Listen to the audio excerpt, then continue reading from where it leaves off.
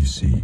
أنباء عن مقتل 30 شخصا وإصابة 80 آخرين على الأقل إثر قصف تعرض له مصنع للألبان بالقرب من ميناء الحديدة اليمني، ولم يتضح ما إذا كان القصف جاء في إطار عملية عاصفة الحزم أم نفذه متمردون حوثيون. الصين تدعو الدول المشاركة في المفاوضات بشأن برنامج إيران النووي إلى التوصل إلى حل وسط، وتنبه إلى أن الجهود التي بذلت حتى الآن ستضيع هباء إذا لم يتم التوصل إلى اتفاق.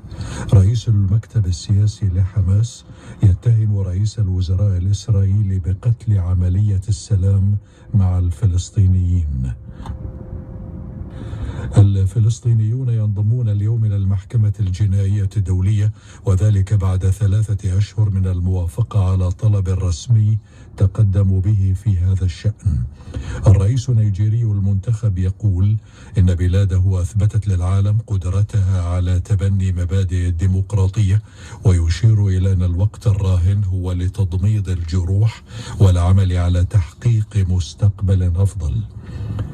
قبل 5 أسابيع على الانتخابات العامة في بريطانيا، مديرو أكثر من 100 شركة كبرى يعلنون دعمهم لحزب المحافظين الشريك الأكبر في الائتلاف الحاكم في هذا البلد.